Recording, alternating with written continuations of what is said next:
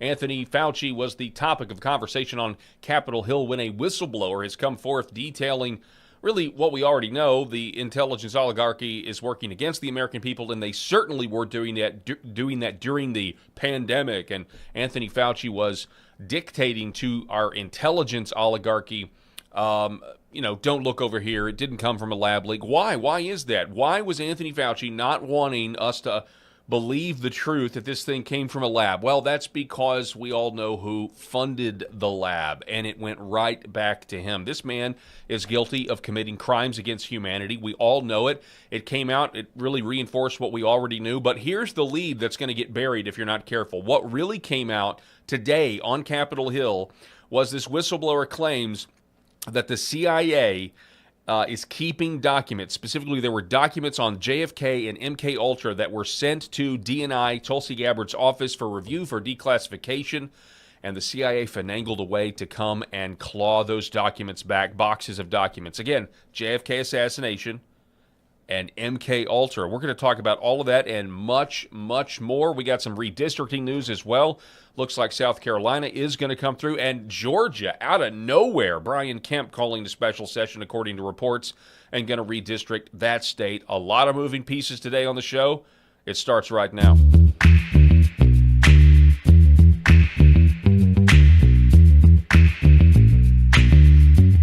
The Paul Harrell Program.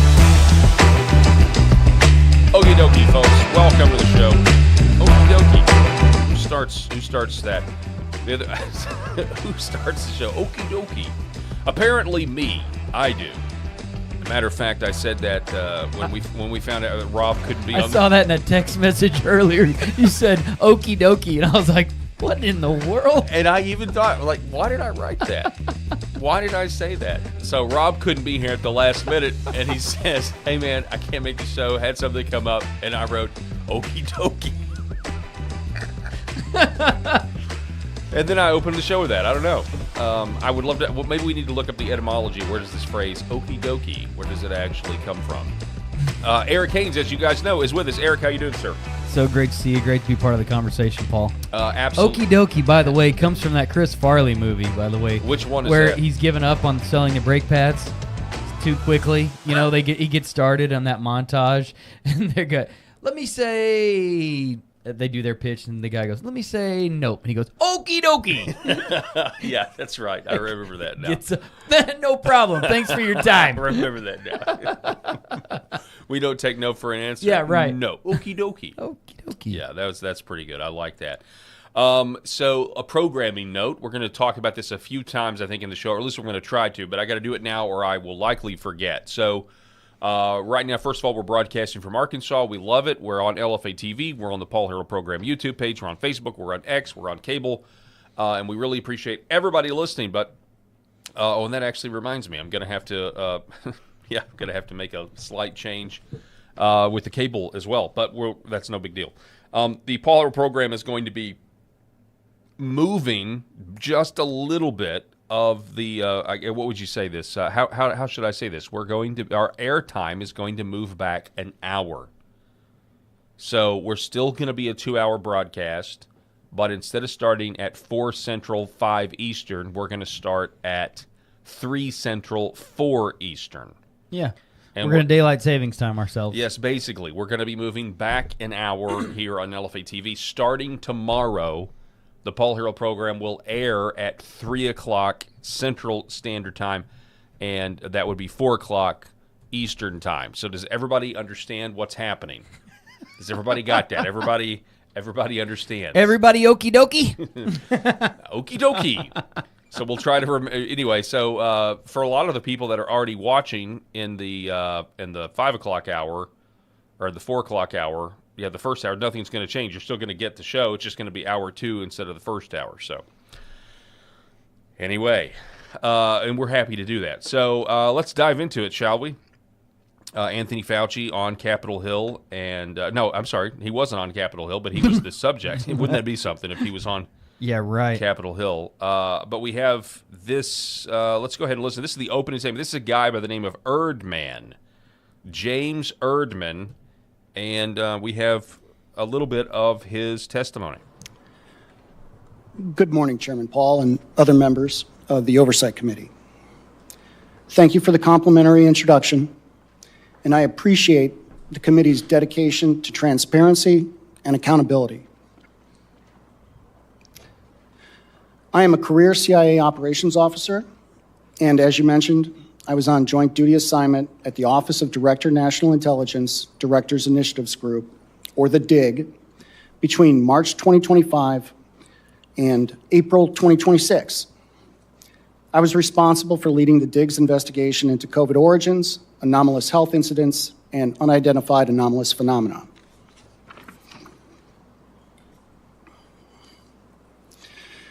I'm here today to discuss the COVID cover-up, the national security implications associated with the DIG's investigative findings, and CIA refusal to comply with lawful oversight, as well as how we remedy these problems.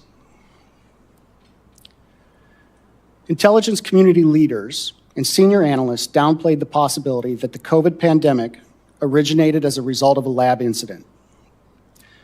Motives are difficult to define given the scope of the DIG's review. Intentional or not, the IC's actions resulted in a cover-up, wasted resources, and a failure to properly inform policymakers. Public health policy would have been very different had the American public been made aware that a virus from a lab in China was going to serve as the foundation for an emergency use authorization mRNA products being mandated by the former administration.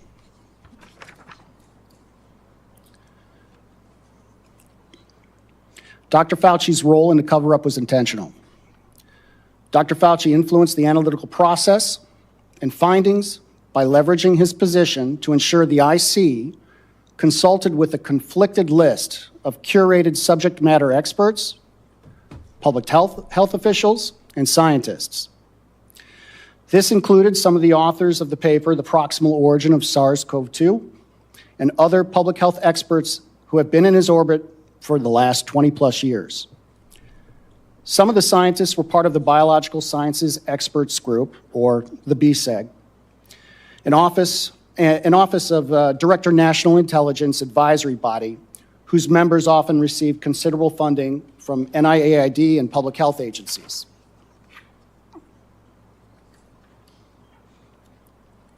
The BSEG scientists influenced national laboratory WMD research, policy decisions, finished analysis, and other intelligence matters, creating misaligned incentives and conflicts of interest, as well as counterintelligence issues.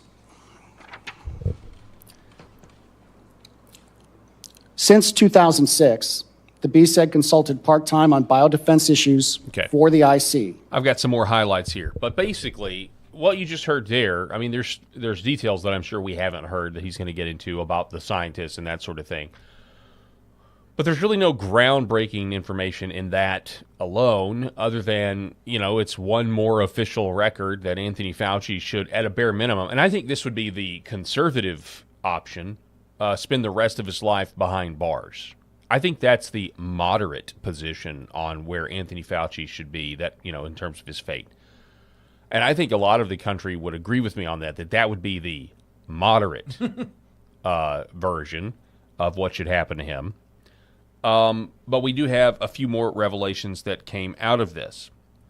And this is Rand Paul. This was a clip from earlier today. Take a listen.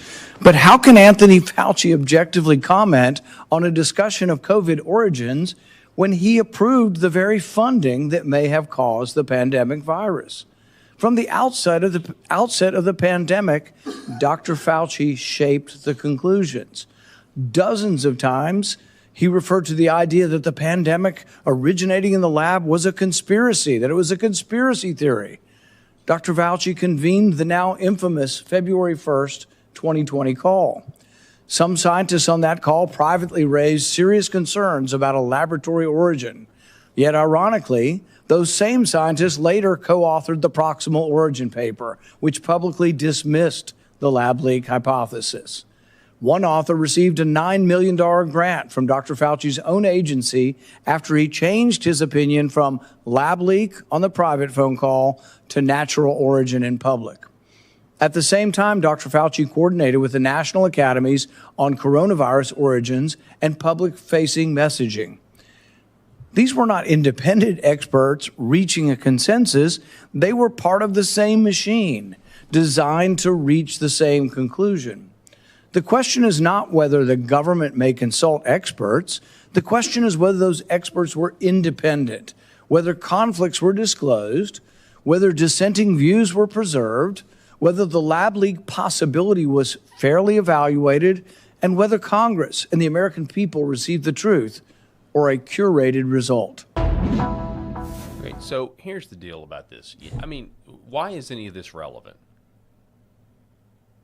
The reason it's relevant, and you correct me and stop me if I'm wrong here, Eric, but the reason this is relevant is because your motivations for not wanting to admit such a basic idea that it came from a lab in a, quote, leak, which presumes that it's an accidental thing, you're not wanting to admit that and going to these great stakes and manipulations and telling the intelligence community and the intelligence enclave that their scientists are wrong. Listen to my scientists.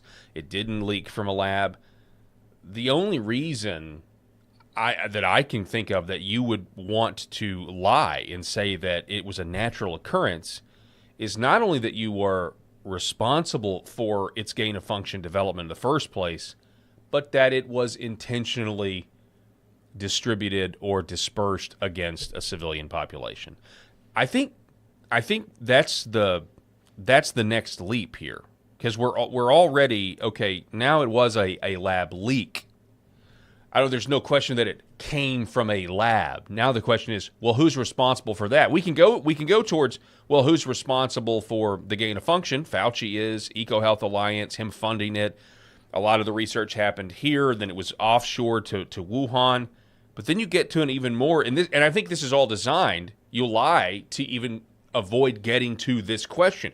Because if it is a lab leak and you're Anthony Fauci and you allow that to be put out there and you don't try to lie and say it's a conspiracy theory, well, then some people might say, well, who leaked it? How did it leak? Was it an accident? And the answer, and all of our gut, if you have any kind of like perspective or hindsight about what we went through, the whole thing read like a movie. The whole thing read like some sort of spy espionage movie where there's a president who is on his way towards winning re-election at the beginning of 2020 before COVID. Things are going good. He's survived the Russia collusion hoax. He's exposed, all of that stuff. It didn't work.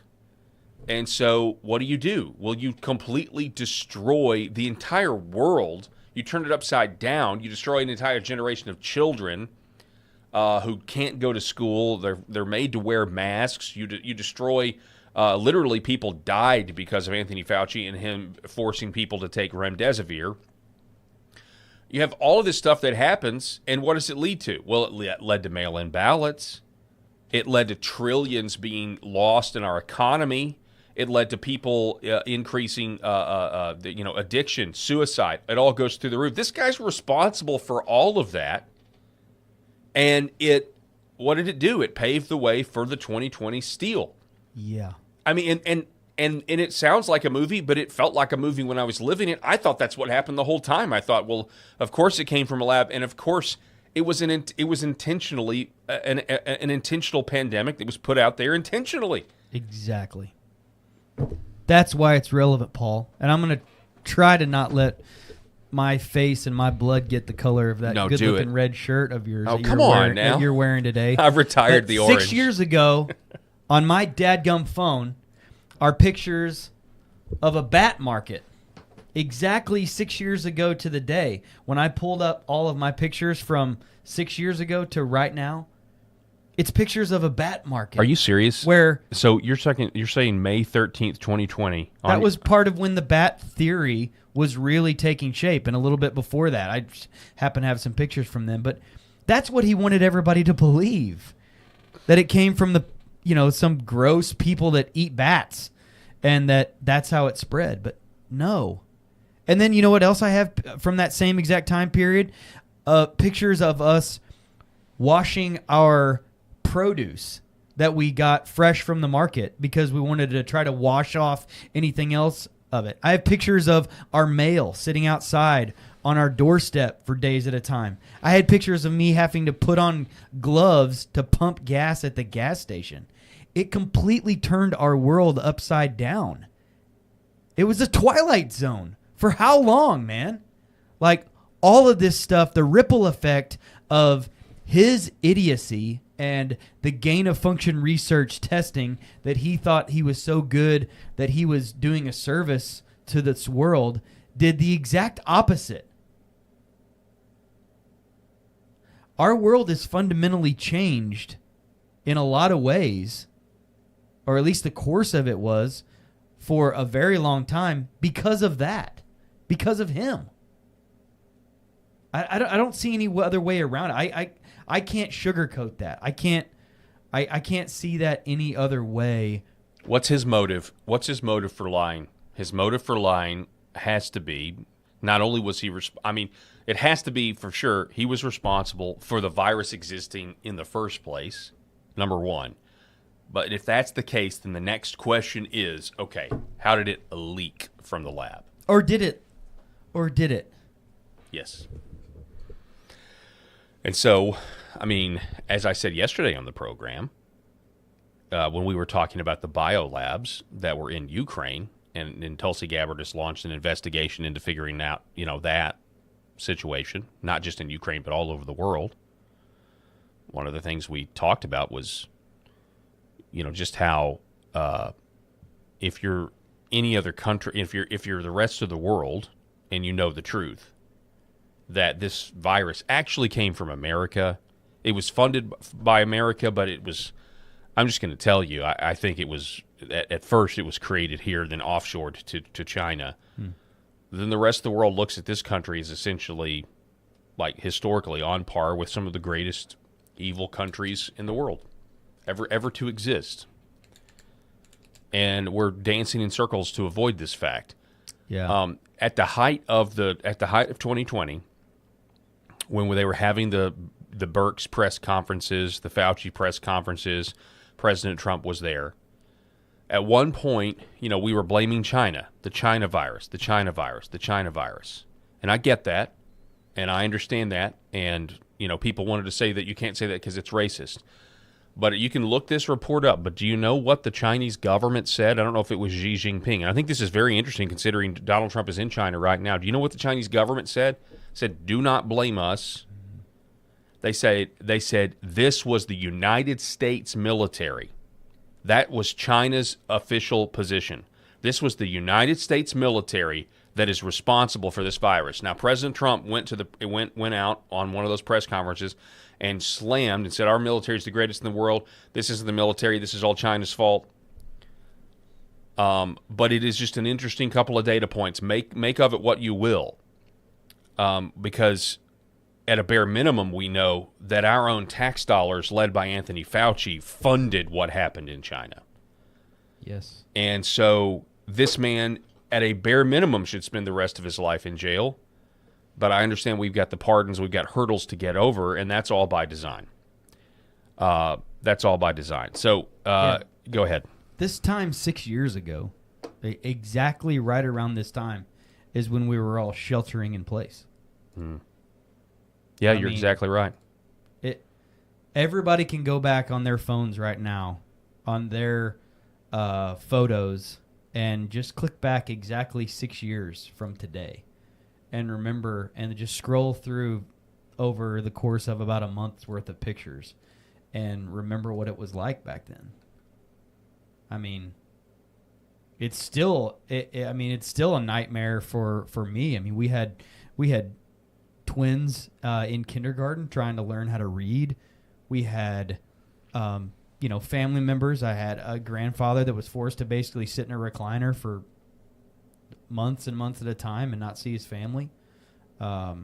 We all have stories, horrible things that happened to all of us directly or indirectly because of those mistakes or intentional things that happened. But it's, you can look at this testimony today as a nothing burger, and a lot of people will. A lot of people will try to make that out to be a nothing burger on things that we already knew. But to me, it just brings back the Fauci cover-up aspect of things that this whistleblower brought up during his testimony today. That Dr. Fauci knew about this and intentionally covered it up. And late at night, they took data and they switched everything around to make it look like what they wanted to, and then put it out there. That data was then acted on by the Biden administration and others to cover up and blacklist a lot of really, really smart, intelligent, objective people. Yep. Let's listen to this clip, too. This may be a little redundant here, but bear with me. But your conclusion is that changing from the scientific consensus of it being from a lab to a neutral position by the CIA was significantly influenced by Anthony Fauci? It was significantly influenced by Anthony Fauci's injecting himself into the IC. And to go to the second part of your question about what happened, particularly during the 90-day study, we have documentation that shows that as of August 12th, the CIA was considering calling this a lab leak, August 12th of 2021. And then that changed on August 17th of 2021. Right. And unfortunately, because the CIA would not provide us documentation that we asked for, we have no idea why that changed. And that's... And they weren't alone, because we know the FBI was coming to the same conclusion that it was lab leak, as well as the FBI. So, yeah, the attorney for this guy, Mr. Erdman, was asked a question after the hearing, hey, are you worried about any reprisals against your client? And she said, oh, absolutely we are. Yeah. Because, this guy probably knows, let's just say he knows a lot more than what he said officially on the record today here, and he's telling everybody that'll listen about it, and he's probably working with Director of National Intelligence, Tulsi Gabbard, as much as he can. Here, as a matter of fact, is that press conference from Lindell TV, Allison Steinberg, and it sounded like this. This is pretty interesting. Listen. Senator Paul, can you give us an overview of what happened at the hearing today? What's your top line? The top line is that there was a scientific consensus at the CIA that the virus came out of the lab, that there was a lab leak. Anthony Fauci intervened in 2021, and at his behest, it seems like the CIA changed their conclusion. Internally, their scientists were concluding that it came from the lab. After Anthony Fauci came in, he influenced their higher-ups to overturn the idea that it came from the lab. Can I just stop here? This is where I do get frustrated. Why are we trying to hammer it down that it came from a lab? We're so far behind where the accountability meter needs to be. Obviously, he's not in jail, but in terms of like the public debate and consensus, like we all know it came from a lab, but because we can't get, like the people know that, but because we can't get Washington and this, and obviously the media doesn't want to admit it because they want to treat Fauci like some innocent scientist that was out for our goodwill when he was, the complete opposite was true. He was actively working against the American people, and people are dead because of it. Again, once you establish that it did come from a lab, then you can ask the question, how did it leak, or was it a leak? Was it intentional? And we're not there yet. We're not even, I appreciate Senator Rand Paul and what he's doing, but we're so far behind the eight ball just talking about this versus where we need to be. Anyway, listen to this. I think that's a pretty serious, breach of protocol, and shows that there was a conflict of interest from early on. Chairman Paul, where does this go from here? Obviously, the testimony that we heard about the extent of the cover-up within the CIA and Dr. Anthony Fauci's role in all of this, what is your next move? We're continuing to interview people. We're continuing to look at documents. There's more news to come. We're going to have something next week that also has to do with these conflicts of interest. Is there anything that can be done regarding Anthony Fauci, given the fact that the DOJ has now not, pursued that 5-year statute of limitations? The 5-year statute of limitations would also apply to a July testimony, so there are a few more months on him lying to Congress. There's also the question of, destroying records, destroying emails, encouraging others to destroy emails, which is against the law. There's also the question, conspiracy charges have been filed against David Morenz, who was a longtime lieutenant of Anthony Fauci. But there's always the overhanging question of the pardon. We've never had a pardon challenged before that I know of being successful, but we've also never had a pardon that was given for 10 years for unspecified crimes.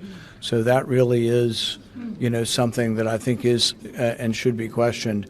The other question is whether or not you can pardon somebody if the president really never was conscious of the person he was pardoning and it was done by an auto pen. So there are a lot of questions, and I've sent several criminal referrals, on Anthony Fauci, and I hope they will be pursued. I appreciate him laying that out there. Just in terms of the amount of hurdles that you have. Anthony Fauci lied to Congress multiple times, so much so that there's now multiple statute of limitations. Because, maybe the first time he lied to Congress, that's up, but he testified so many times and he's lied so many times that we still have a few more months. And then the destruction of records, because yes, Morenz was charged. We covered that on the show. Blatantly, almost bragging about how he's getting around the Freedom of Information Act requests, and he's doing it in emails, which is very ironic. I guess you could just say, well, sometimes the technology struggle with the older generation is going to wind up getting them in trouble. But then you come to the question, like you said, of the pardon. And we've never been able to successfully prosecute somebody after a presidential pardon for good reason. That's the whole point of the pardon. But nobody's ever been pardoned for 10 years of a period of time of 10 years where no specified crime was actually given. So I don't know. I don't know what happens. But it's things like this that are left undone that make the people so mad and bring you one step closer to some sort of revolution. And that's kind of where we're at. Yeah, because, do you have any faith that Dr. Fauci is going to spend one day in jail? No, I do think that Morenz guy is. I think the Moritz guy is, because I feel like they have him dead to rights. He's literally written his confession in an email about, black and white FOIA laws. But I don't think Fauci will. No, because of the pardon. But then you get into the auto pen, right? Biden was doing it with auto pen, allegedly, not even understanding what he was doing. But the DOJ, last I heard, has dropped the investigation into the auto pen and the staffers that allegedly were taking bribes to use the auto pen on behalf of Joe Biden. So, corruption really, it's so corrupt, and where are the good men to stand up and actually do something about it? And again, now you have to rely on the system. Yeah. I think we're far enough removed from it now that, unfortunately, a lot of this stuff will just get swept under the rug. Mm-hmm. And we're smart enough now, I think, not to fall for it, anything like this again. It was funny the other day, I saw some Hanta viruses. Some folks were like, here it comes again. Get ready. Yep. And I don't think so, but at least people are talking about it to say, not this time. Yeah. You're not going to use this. You're not going to use this. I agree with you. I agree with you, but I was also enraged that Deborah Birx has been making the rounds on TV talking about the hantavirus. And I saw her, and, I was triggered. I think most people are triggered because she's in a position still to do this all over again. And the fact is, people like her and Fauci, I first of all, they shouldn't have any credibility left, but they do with the leftist media. But there hasn't been any action to make sure that if another, fake pandemic is launched against the people, that people like Deborah Birx aren't behind bars, or Anthony Fauci's not behind bars, to where they are not the talking heads that are going to go on TV and try to lie to everybody and convince us to radically change our lives again. They're not the ones that are they may be able to do it again, but it won't be those talking heads that are going to be used. But to see that she's back with her scarves talking about, the hantavirus, it just flies all over me. Yeah. And you just get to the point where it's like, yeah, we care. We care more than the DOJ cares. And again, the DOJ's still got way too many communists working there that haven't been fired. So that's also a problem, huge problem. But here's the lead. We don't want to bury the lead. Senator Paul gets out of this interview and sends it over to the whistleblower Erdman's attorney. At this time, I was going to introduce our whistleblower's attorney. Yes. Introduce yourself. Thank you, Senator. Hi, Carol Thompson, representing Mr. Erdman. So one thing that I will say is his testimony, I think, clarified a lot of suspicions and information that was already in the public sphere about COVID origin. One thing that he did touch upon today, though, was individuals from the intelligence community who were assigned to Director Gabbard's Directors Initiative Group to investigate various issues with the intelligence agencies. There has been obstruction by those intelligence agencies, precluding those individuals from being able to conduct their investigation. So I hope that my client's testimony today encourages more whistleblowers to come forward.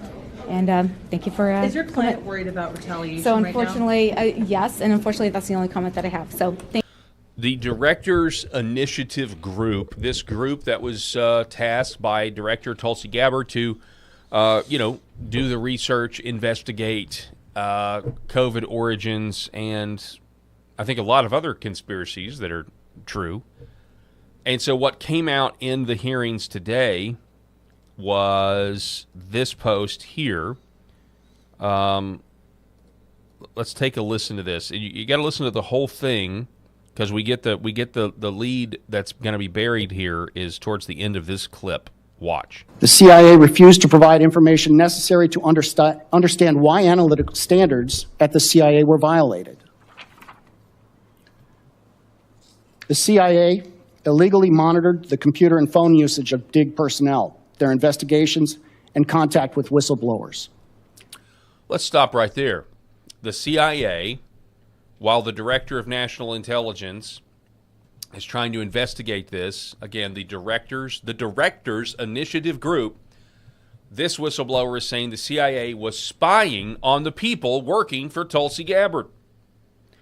Now, again, we kind of have to do at least one segment a week on this where we talk about how Tulsi Gabbard's a bright spot, and the people that are out there, she may be fired, they're only saying that because Tulsi Gabbard is the biggest threat to the deep state that's embedded in the Donald Trump administration right now.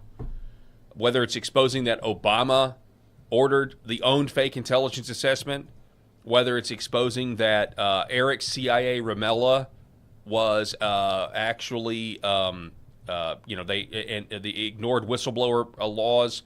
The Inspector General has now been referred, Michael Atkins has been referred to the Department of Justice for prosecution because it was a fake sham impeachment where they were coordinating with Adam Schiff. It was a giant political hit job based on no actual credible information, and the Inspector General knew it, Adam Schiff knew it, Eric CIA Ramella knew it. They basically lied, just like they lied to, and by the way, CIA Ramella was responsible for executing Obama's request to create a fake intelligence assessment, and the same guy also comes and him and Vindman and the Ukraine phone call. It was all a giant hoax.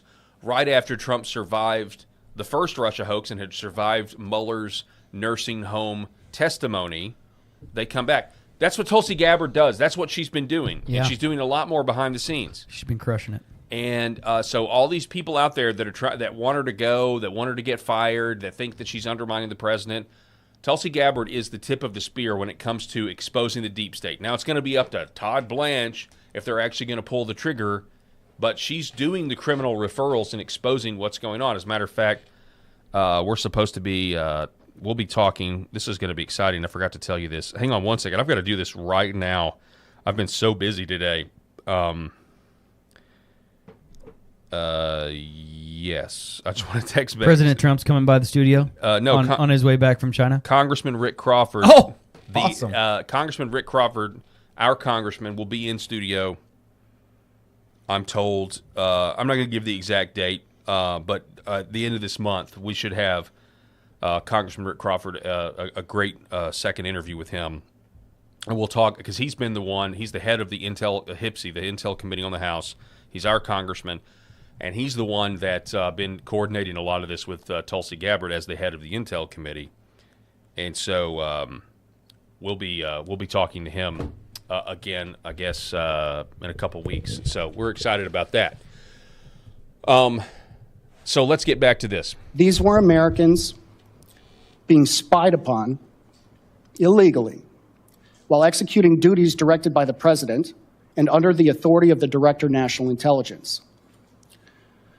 One CIA contractor assisting with the Diggs investigation into the events. By the way, if they're spying on Tulsi Gabbard's investigators, those same CIA personnel are also leaking fake stories to influencers and the media saying, we got to get this girl out of here. I hear she's going to be fired. I hear she's not supporting Trump here. I hear this and that.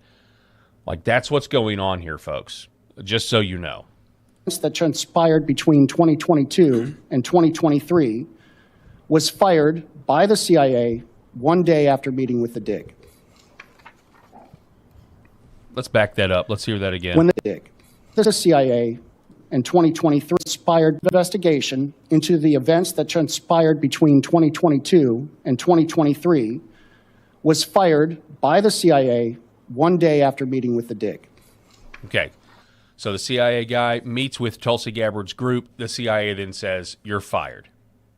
You're fired for meeting with the Director of National Intelligence, Director Initiative Group. When the DIG ceased operations, the CIA also took back 40 boxes of JFK files and MK Ultra files being processed for declassification by DNI Gabbard. The CIA refused to provide information necessary to understand. That's the lead that's going to be buried, is that the CIA... 40 boxes. The CIA is at war with Tulsi Gabbard. The CIA, she had the boxes. She was going to declassify not only more JFK files. So, by the way, if anybody says, that all the JFK files are declassified, that's not true. CIA, literally, this guy's saying, no, the CIA took boxes back. And MK Ultra, and that one is a doozy. That's the doozy. That's the one that shows you how evil our own government actually is. That's where your bodies are really buried. That's not a figurative statement, by the way. That's a literal statement. That's what the MK Ultra files, in my opinion, will show where literal bodies are buried. Probably a lot of kids. As I was telling you offline, because I know you were saying, I don't really not familiar with MK Ultra. Yeah, you helped me understand MK Ultra a lot. Well, it just kind of I think this audience probably knows, but it's essentially a secret program of brainwashing. And go watch the movie Zoolander. It's closer to the truth than it is fiction. Kill the Malaysian Prime Minister. Remember that?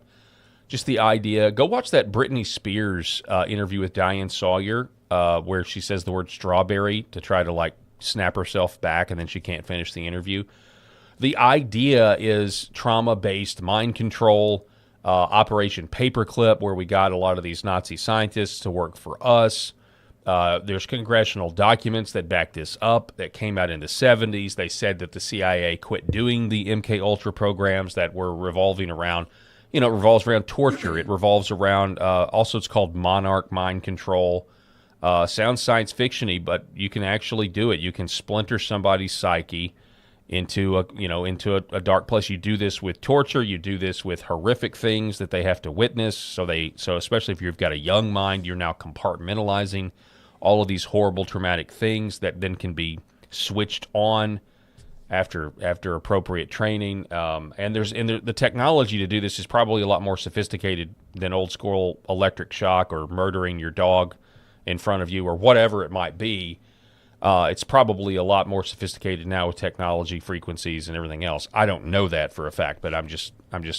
Tim Burchett claims that Tim Burchett the other day was he on Rogan? Congressman Tim Burchett says that the guy that bum rushed the White House Correspondents' Dinner, MK Ultra. I mean, Thomas Crooks. Why don't we know anything about Thomas Crooks? Well, probably because he was some MK Ultra stooge.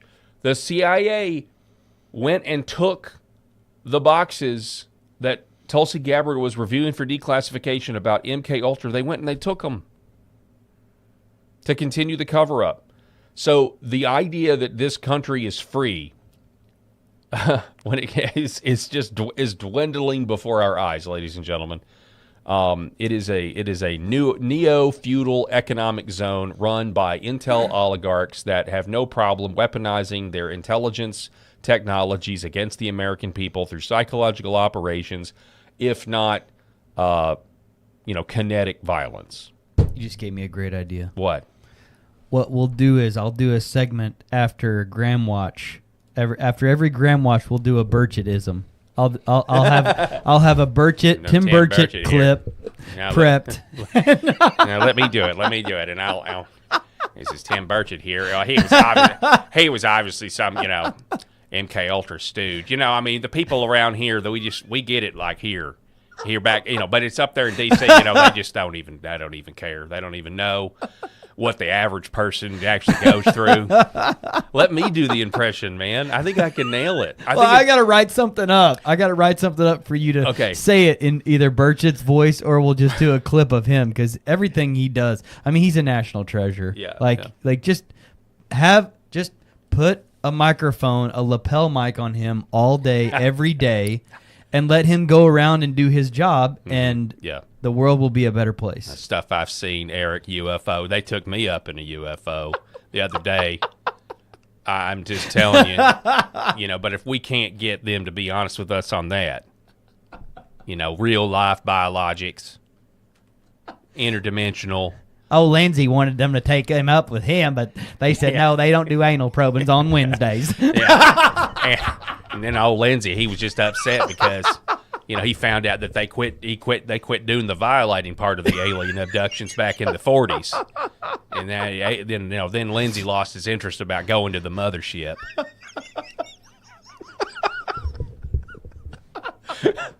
I was so depressed for the first few minutes of this show talking about this COVID stuff and all these memories back of trying to raise little kids and not seeing my grandparents and all the shelter in place, which we made it into a great time, but I was so ticked off for the first few minutes of this show. Thank you for helping bring us back to some quality laughter. Here is Rob. Thanks to our good friend, Mr. Burchett.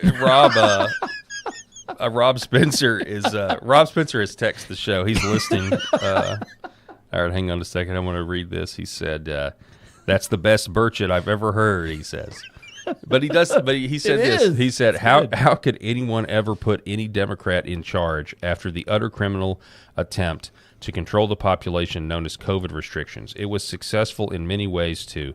Many would have willingly got on the train, and that's scary." Yeah, that's true. And you would hope, we do have to recognize, though, that, obviously this all happened when Trump was in power.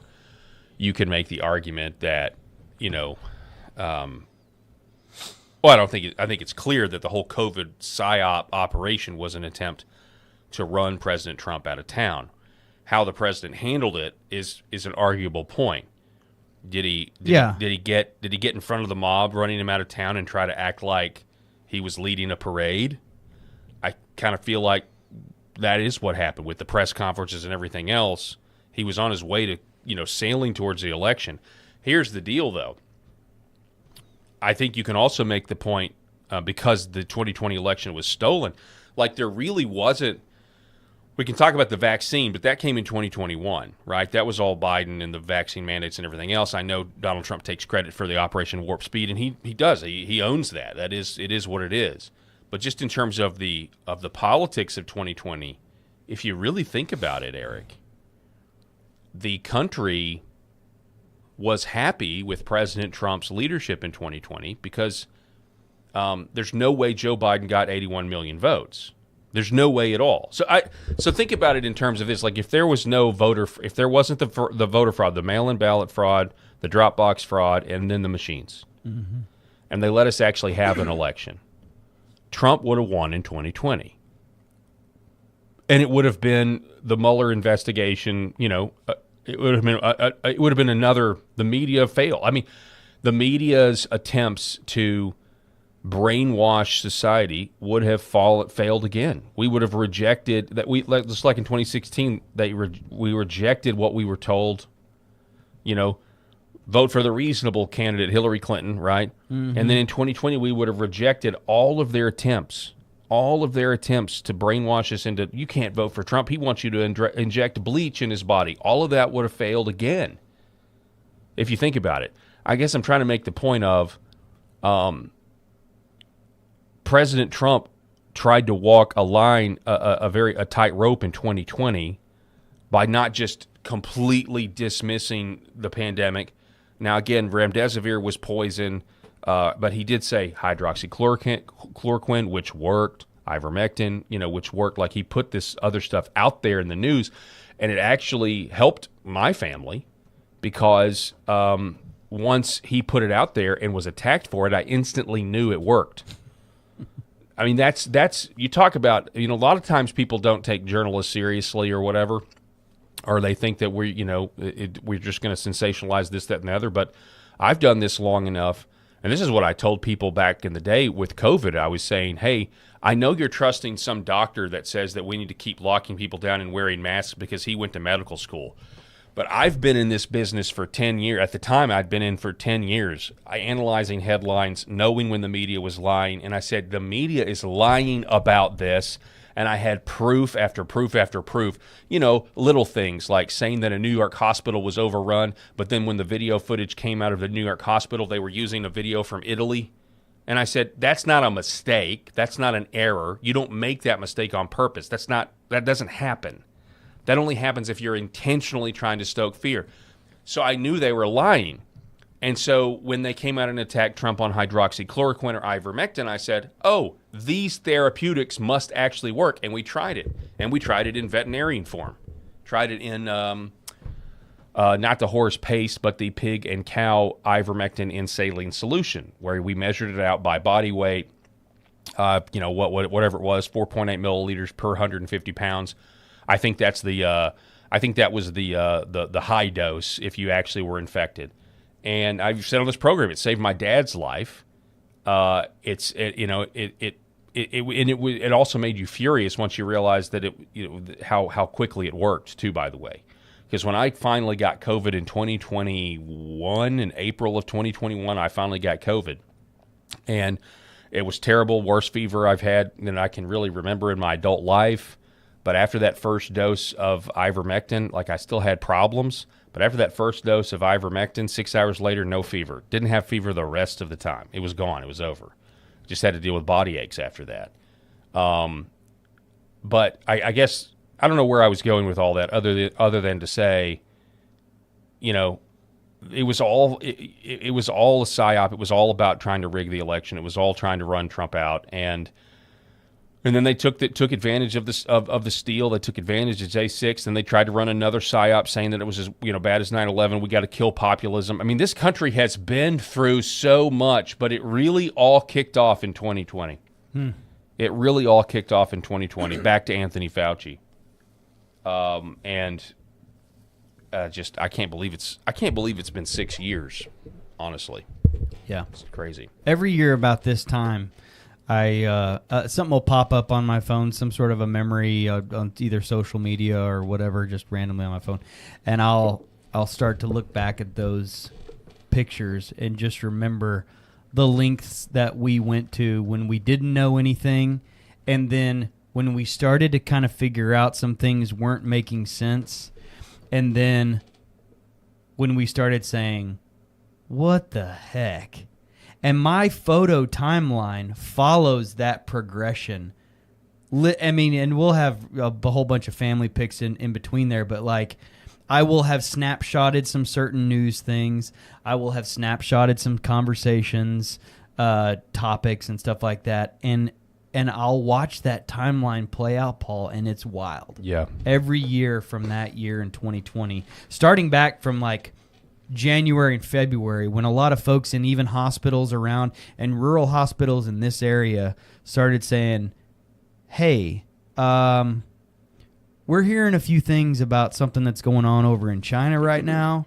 We're not really sure what's going on. I can still remember exactly where I was and when it happened, when the first case hit the U.S. and then when the first case, hit Arkansas. Yeah. And you see that play out, and it's it's a sobering reminder every year about this time, but what we all went through. Thank you, Dr. Fauci. We appreciate you. Yep, you belong in your jail. Contribution to society, sir. He honestly, because we're talking about crimes against humanity and some people that have died, he really needs to be tried, investigated, and I think sentenced to death. So glad you could give all of these viruses a super strength, turn them into the Ultimate Warrior from WWF, and make them into giant hyperbugs. Thank you very much. We've seen the movie. You've seen the movie V for Vendetta. Yeah. Virus, and then it's all about the vaccine. It all comes from the same place, and we're going to make our bodies little spike protein factories, and it was just absolutely nuts. I did pull a few quotes. These things can hover for hours on end. then they can just shoot straight up. They can do these angles. Something as big as a football field. Something as big as a football field has been traced on our sonar that went over 200 miles an hour. Joe. It's about control. It's arrogance. It's everything that runs Washington D.C., man. I think I was in the zone better a couple of minutes ago now, but I can work on that. I can definitely work on that. I can do the Tennessee. I can do the Tim Burchett. All right, we're going to take a break. I'm going to reset here. Don't go anywhere. This is the Paul Harrell Program, broadcasting on LFA TV, Paul Harrell Program, YouTube, also Facebook, X, and Hometown TV. Thank you so much for being with us. Back in just a moment. For centuries, light has been used to heal.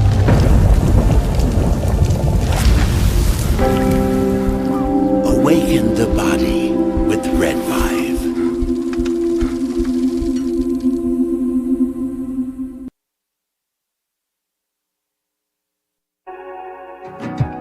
Why is Red Vibe different? What sets it apart? What sets us apart from the standard red light panels? This is a medical grade device, and what that means is the red light bulbs and the near infrared bulbs have very specific wavelengths. If you think about the wavelength as the medicine, the 635, the 670, the 810, the 850, those were specifically chosen because those are the most powerful effectors of the cells. So those specific wavelengths, when they get into our body, when they affect our tissue, they spike energy production, they help with nerve pain control, they increase stem cell counts. There's very specific mechanisms that those specific wavelengths work at, and that's the medicine. So if you think of, say, a medicine as an Advil or a specific steroid or a blood pressure medication, the wavelength is the medication. The other part of that, whenever you take a medication, is dose. Right? So you have the medication. So if you take 1 milligram of Advil, and the average dose of an Advil is 200 milligrams to 800 milligrams, it's not going to work. That doesn't mean the medicine's bad. It just means you didn't take enough. Right? And so even if you have the right wavelengths, first you have to have the right medicine, and then you have to have the right dose. And to have the right dose, you have, in light therapy, you have to have enough energy. So you have to have a powerful bulb. The LED bulbs, or light emitting diodes, have a specific wavelength, and that wavelength is the medicine. And the wavelengths that have been studied and published on that are the most powerful in affecting healing and the changes that we want to see with our bodies and our health are the 635 wavelength, the 670, 810 nanometer wavelength, and 850 nanometer wavelength. Those are all going to affect the mitochondria, the cytochrome C oxidase, and affect those powerful long-term changes and affect that downstream pathways. And that's what you get with Red Vibe devices. The highest efficacy, the best wavelengths, concentrated to help your health. My name is John, and this is my beautiful wife, Lori, and this is our Star Wars Ewok. His name is Scout, and we have Scout for about 11 years now, and we started noticing about 3 years ago, he started slowing down. He was unable to jump on the bed. He was kind of a little bit grumpier, And when my daughters, Macy and Mariah, would take him on walks, he would walk for about, 30 yards, and then he'd lay down, and they'd carry him the rest of the way. So I heard about Pet Club 24/7 and about the products from a gentleman that I really trust and share a friendship with. And he mentioned to me that they have products that are going to help him with his arthritis, help him build his immune system. And I said, okay, no problem. Let's try them out. And I kid you guys not, within about 2 to 3 days, we started noticing a little difference. And then we took Scout on a walk probably about a week after we started using the products, the mush puppies, and he would walk the entire way. He would walk at least a mile, and it's just been completely amazing. He's a new dog. He's 11 years old, which is around, 80 years in dog years. And he's just happy. He's more energetic. He's not the grumpy old man he used to be. And we're just so thankful. And it was perfect timing because we lost our boxer Yankee about 1.5 years ago. And it was really hard on us. So I'm so thankful for Pet Club 24/7 for the products that they offer. Imagine if you could have your best friend around one more day or one more week or even one more year. I'm so blessed and thankful that we were able to find this company and find these products for Scout. So thank you guys. Give it a shot. We appreciate you. God bless everyone.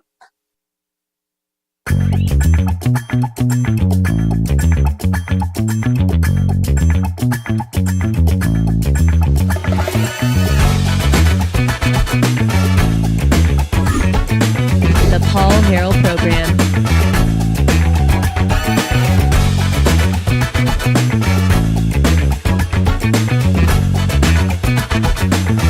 Welcome back, ladies and gentlemen. Thanks so much for being with us.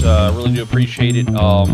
Broadcasting live from the great state of Arkansas here with Eric Haynes. And it looks like, Eric, we have a situation with Rumble. The entire website appears to be down right now, although the live chat is still going. And some people are saying they're still getting the feed. Our stream is strong to all of the places that it goes. But it is... it's interesting. The people in the chat... Well, what did the people in the chat say? Well, we started talking about... what was it again? MK Ultra? MK Ultra. Sorry, I'm folks, I'm learning. I'm a little behind on that one. I need to work on my... If you want to go down that rabbit hole, do it, but... Just you have to choose my rabbit hole... Just be careful, because it's a dark place. See, I have to choose my rabbit holes carefully these days, Paul, because it can get pretty wild pretty fast. But anyway, all of a sudden the live feed on my laptop just kind of went black, and then a couple of folks commented in. I thought it was just me. I kept refreshing, but we're still talking with everybody in the chat. But yeah, it was weird. I've just got a completely black screen. Yeah. It looks I'm like totally up on live. I can see that everything's on, and lots of folks are watching and tuning in, but I can't see anything. Yeah, and it's not just the it's not just the desktop. I mean, apparently Rumble, the app, is not working for me either on my phone. So it's one of those things that I'm sure will get resolved. Surely somebody said strawberry, and then it just the things went black. That is crazy. Somebody said strawberry. Okay. Yeah. Now, Rumble pulled a Britney Spears. Now I've got to look it up. Because I don't remember what you're talking about. I just remember her shaving her head and going after people with like an umbrella. It was super Or was it a cane? Weird. No, it was an umbrella. It was super weird. Let me see if this is it. There's a few videos here. Bless her heart. But a lot of people thought that this was her like breaking her programming or having. Just take a listen to this. She'll be on OnlyFans in no time. Sure. Test a lot of people. Illness in the family. A breakup. This spasm of publicity about what happened from Mexico to London. It was pretty rough. Yeah. Yeah, it's kind of weird. Ah, weird. Hello. Oh my goodness. Hello. Ew. Strong Britney. What? Yeah. It didn't say strawberry, did it? Well, Maybe Did that she's sound saying like strawberry. Maybe Straw Brittany. I always heard strawberry. Oh but yeah, whatever. Strong Brittany. Strong Brittany. That's maybe. what I thought. Okay. Right? Like be strong. Strong Brittany. Yeah. Do you hear what? Now let's go with strawberry. Do you hear what? Yeah. So I'll amend my comments. I just always thought it was strawberry. After listening to it, though, it doesn't really sound like strawberry. Yeah. But I think people are always trying to figure out what she said. But after this, look. Ew, I'm embarrassed. Can we stop? Okay, so they aired it anyway, but she has this breakdown after Diane Sawyer asks the question. Now, I mean, I've done a lot of interviews, probably not as many as Diane Sawyer, and I can use weird words sometimes, but the phrase that triggered Brittany seemed to be spasm. She says a quote spasm of publicity, right? And then Brittany immediately has her episode. Watch it again. That would test a lot of people. Illness in the family. A breakup. Regardless of reaction. Is this spasm of publicity about what happened from Mexico to London. It was pretty rough. Yeah. Yeah, it's kind of weird. Ah, weird. Hello. Oh my goodness. Hello. Ew. Strong Brittany. Strong Brittany. Yeah, it was a weird. Ew. I'm embarrassed. Can we stop? As a broken girl even back then. That's tough to watch. As a broken and abused soul. Yeah. Yeah. And welcome to what Hollywood and fame and pop culture does to you. Now, do I know that that's some sort of MK Ultra reaction? No. I don't know that that's true, but I can definitely tell you something's wrong. And it did seem a very odd choice of words, spasm of publicity. It's kind of a weird phrase, isn't it? Hit me, baby, one more time. And Diane Sawyer, go look up Diane Sawyer's history and her history with in the Nixon administration, I believe. And of course, Richard Nixon was, set up by the intel communities. Yeah. Right before she said spasm, she said breakup too, and you could tell she looked down. Yeah. My initial thought was, I was like, oh well, she just thought about Timberlake, and it just triggered her. That's true. I mean, but still, it's weird. Apparently that dude put her through some stuff. Yeah. We're not. I don't think I'm qualified to go there as far as analysis of her mental health, other than just say there was a lot of things wrong with her, and sadly there still are. I feel bad about that because it's like every few months you'll see something come up on social media where she'll just be having a freak out and just doing wild, crazy dance stuff, and it's like completely inappropriate. I know, and I'm just like, oh, and by the way, dear, please, to me, and I know women age, but that doesn't even look like Britney Spears to me. It doesn't even look like the same person. And I know that's an actual conspiracy out there that's not even her, but it just doesn't even look like her to me. Yeah. And as somebody who grew up when she was famous and this American Idol or whatever, she just doesn't look like she's the same person. Anyway, more on this story. CIA whistleblower claims the agency took back 40 boxes of JFK and MK Ultra files that Tulsi Gabbard was reviewing for declassification. So we've already known this, but this is just a confirmation. The intel oligarchy is at war with Tulsi Gabbard, and they got their claws out. And if you're going to pray for anybody, pray for President Trump, obviously, as he's overseas in China. Pray for Tulsi Gabbard to be given wisdom to continue to expose the truth and give it to the American people. Congresswoman Anna Paulina Luna says the CIA has 24 hours to return the documents to Tulsi Gabbard's office, or else I will make a motion to issue a subpoena. These documents have been requested by Congress. So we'll see what happens with that. But it was a good day on Capitol Hill for transparency. Not enough transparency, but at least they're talking about it. I know there's just still so much more accountability that needs to happen.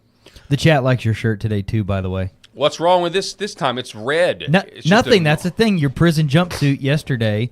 I'm not going to wear it again. You've upgraded. All right, the prison jumpsuit shirt will only be around the house. How many license plates did you make last night during your shift? Well, we'll see you in the laundry, Paul. Do you have a? I first met Andy Dufresne. Yeah, give us some Shawshank. The walls of this prison are quite high, but not if your mind can rise above the oppression.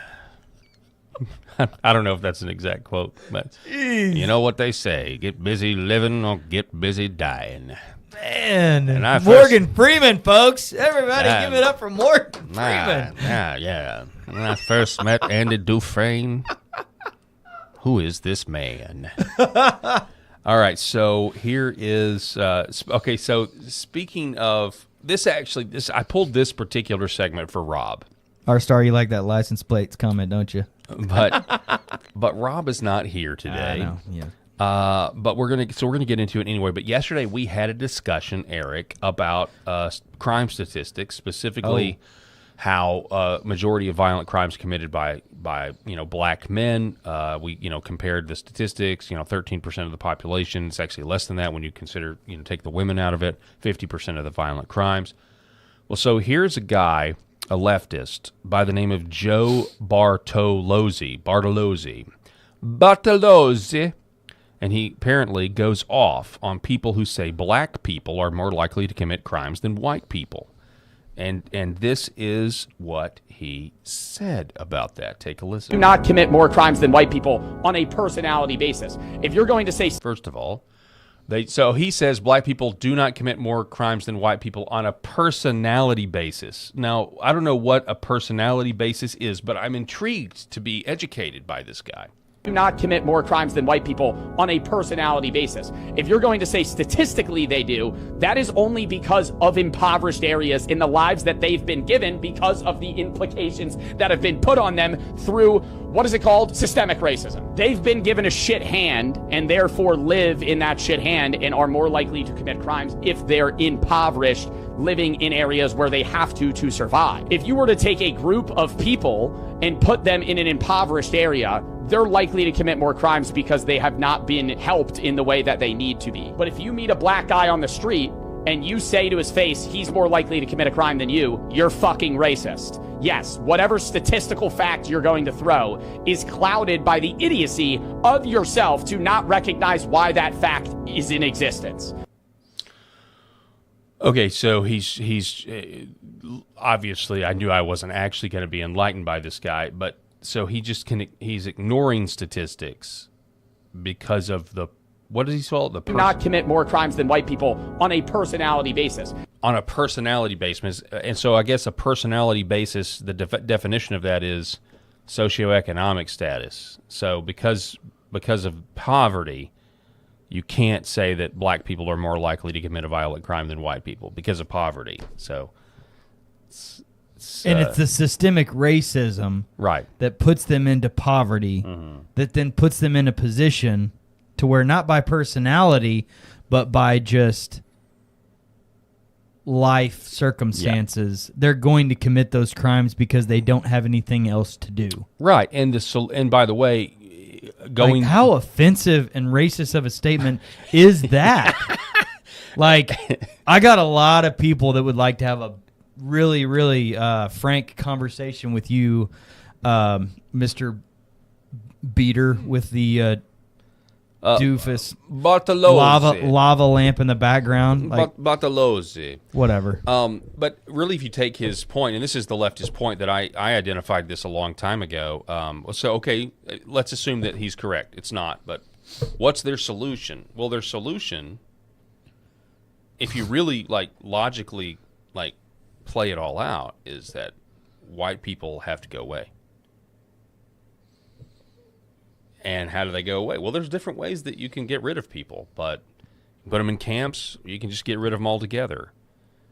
But this has been, this is the logical, this is why the whole replacement thing is real. If you listen to what he's saying here, the practical solution is, well, it's institutional racism. Well, how do you get rid of well, you got to get rid of the white people, or you got to make it illegal for white people to be in office, or you got to make it. I mean, that's the only way. You have to destroy the system, and the only way to destroy the system is to go after white people, right? And take away their rights, like they do in South Africa to the Boer farmers. Right. You know what I'm saying? Like that. This is the logical conclusion of the solution that they already have come to, and if not, they will come to. But this gave us an idea. If we're going to go down this path, we're going to just look at this. Okay, so do you think you think black people commit a violent crime? More crimes than white people on a personality basis? If you're going to so it's a personality thing. It's on a personality basis. I mean, it doesn't take much. You can go scroll through your X feed on any given day, depending on how the algorithm is feeling. And you can find videos like this. Here's a black guy reportedly punching an autistic kid out of nowhere for, I don't know, I guess just for fun. One more time, bro. Let's go. I think 2 things today. I'm good. Man. See, that's what you get because you don't want to fight. That's what you get because you don't want to fight. So apparently this autistic kid had refused to fight and then got sucker punched when nobody was looking in the first place. Or we can go to this latest story. A Cambridge gunman ID'd Tyler Brown. In 2020, he fired upon police officers, but Judge Janet Sanders gave him 5 years of prison. 5. He has a 20-year criminal record, and this is the guy that got out and decided to shoot up the freeway the other day. And so there's that. Then we have this story. Security footage has now just dropped out of Gastonia, North Carolina, after the district attorney there announced no charges for 2 white officers who shot and killed a black man at a convenience store back in January. Liberals are furious because it turned out the gun the suspect pulled was completely fake. The suspect walked into the store, pulled what looked like a real handgun, and asked another customer, quote, "You trying to lose your life tonight?" 3 separate times. An undercover detective inside the store fired, and then a second officer outside fired as the suspect ran out with the gun still raised. The officers had no way of knowing the gun was a prop. Neither did the man he was threatening. Now, so you tell me, is this, obviously we know this liberal is a crazy person, but I mean, this is nuts to say, oh, well, this is just poverty. This is, and even if it is poverty, say because it's poverty that's making people more violent. Okay, well, that doesn't mean that we can't put people in prison and enforce the law. Let's not enforce the law because of poverty is making people violent. Well, we're still going to enforce the law. Maybe we try to eliminate poverty, but how do you eliminate poverty? Not with just government handouts. We know that. Anyway, watch this. This is the footage the DA just released. He pulls a gun from his waistband. First time, this will be the last time. I promise you I ain't the motherfucking one, nigga. Facts. I promise you. Oh. Hey, go outside. Grab my daughter outside. My back. Get on the ground. Grab my daughter outside, man. Bro, I'm trying to lose your life on your right. I'm watching something like that. All right, baby. Bro, I ain't the motherfucking one, bro. I promise you I ain't the one. I promise you I ain't the one. The first time. Yeah, this will be the last time. That is allegedly a fake gun. Who carries a fake gun? Let's talk about IQ for a second. Who carries a fake gun that looks real? That's just incredible to me. Like, why would you ever carry a fake gun? I mean, if you're going to carry a gun, you've got to be willing to use it, or you're putting yourself in a lot more danger if you're carrying a fake gun. Yeah. I promise you I ain't the motherfucking one, nigga. Facts. I promise you. Oh. Hey, daughter outside. Grab my daughter outside. There he is with the gun raised. So the second officer is the one that eventually took him out. Anyway, we don't have to watch it again, but it's just it's racist. Yeah. It's not only racist to say that 50% of the crimes are committed by 13% of the population. It's also just, I think, according to the left, they're going to say it's racist to plan your life based on those statistics. Are you laughing at me or what somebody said? You're laughing at what somebody else said. The red outfit. This guy in this video. What? I don't understand. What is this wrong? guy's repping your clothes? You and him are. I don't know, guys. I don't know. I'm going to be real. I get it. I get it. Yesterday it was the jumpsuit. Today it's the red. We want to rip on the host. I get ripping on the host, but I don't think this is. We need more. We need more than just. Hey, that's red and that's red. It's connected. I think we need a little bit more. We can do better. We want to rip on the hosts. That's great. Bring it on. Great, but that's a. You're doing great. We need just a little bit more than that if we're gonna rip on me. I mean, now if I was wearing a I don't even have. I don't have video to confirm. If I had a FUBU that's shirt, why on, it got me. If I had a FUBU shirt on, yeah, is Rumble back? These up? are low IQ individuals, though, too, man. Like this is just not the people in the chat. No. I'm just talking about in that video you shared. It's like, Rumble's still golly, down. like this is the stuff that goes on in America on a Tuesday night. Yep. All right, let's do some redistricting. Neighborhood 7-Eleven. Redistricting updates. Yesterday we told you the news. People were so mad about this. South Carolina leader Sean Massey blocked 2026 redistricting because in his words, we'll just play him for you. I believe that our state is stronger with vibrant parties. Vibrant. I think we as a whole are stronger when we have a clash of ideas. I think that's true at the national level. I think it's true at the state level. We are stronger when we have a clash of ideas and we can discuss those policy goals. I will tell my Listen, dumb. You do have a clash of ideas within the Republican Party itself. The Republican Party right now is full of a clash of ideas. Yeah. People that want a total moratorium on immigration. People that want to secure the border, but they want us to let people come here. People that want to totally get rid of H-1Bs. People that want to, we need to have H-1Bs for extraordinary market, labor market shortages. Like there's plenty of debate. maybe I should point to some more examples, but the point is, the fact that this guy wants to even nod legitimacy to the ideas coming from the left, and even create the chance that we would have to live under their ideas ever again in the modern context is a criminal. We talk about speech is violence. This is a violence against your own voters, putting us in a position where we have to live under these crazy Democrat ideas again. It is a violence against us, and I think you're an insane person. To call their platform vibrant. Yeah, vibrant. Come on. And that we need to clash with their ideas. No, I'm sorry. Some of their ideas need to be totally eliminated. Men and women's sports, totally eliminated. I'm not talking tax policy with somebody that believes a man can become a woman. I'm not going to do that, Mr. Republican South Carolina Senate Majority Leader. You are a complete moron who has no idea what time it is. And you want your own voters to suffer, all for the glorification of your massive ego. Name that episode. Great Seinfeld episode right there. What is that? Oh yeah. That's the New York Yankees. That's the Steinbrenner. Nice episode. to meet. Yeah, nice to meet you. Well, it's Bizarro World too, yeah. Right? He does the opposite, or the opposite. Yeah, the opposite. Yeah. Yeah. I wish I could say the same. Yeah. Our beloved Yankees. Nice to meet you. Yeah. Well, I wish I could say the same.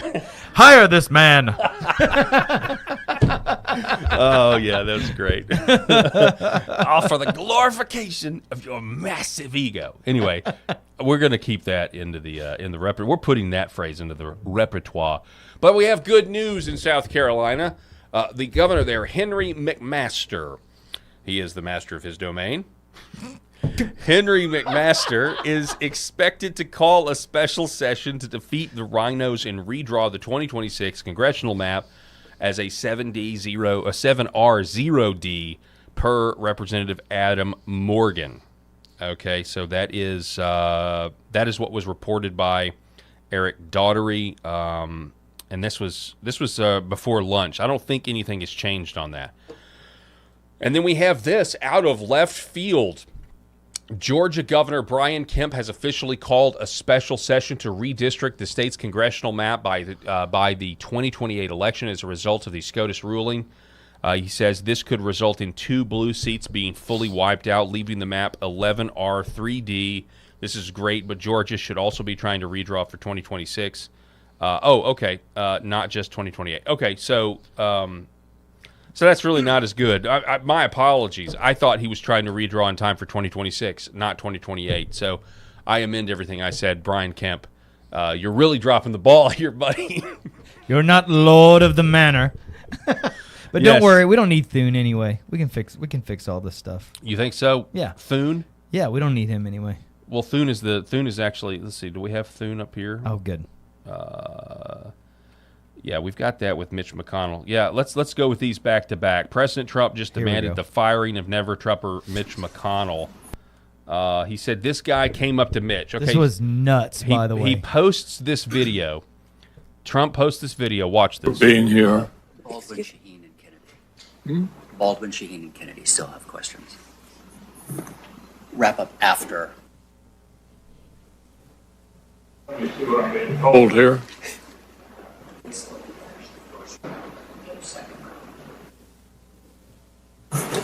Yeah. Obviously, there's not a whole lot of time for a second round, so we'll get through everybody. And Senator Murkowski, I appreciate your taking over. Sheesh. Dude. I mean, I haven't lost all my humanity where I can't just say like I pity. That is embarrassing. All the power, all the clout, all the money in the world, and this is how you go out because you don't have anywhere to go. You don't have a place to retire to. You don't want to retire. You don't want to spend time with your grandkids. You don't want to enjoy. It's just all the powers consume you. Or you're an MK Ultra victim. Maybe Mitch McConnell himself is an MK Ultra victim. Strong Mitch. Goodness. Strong Mitch McConnell.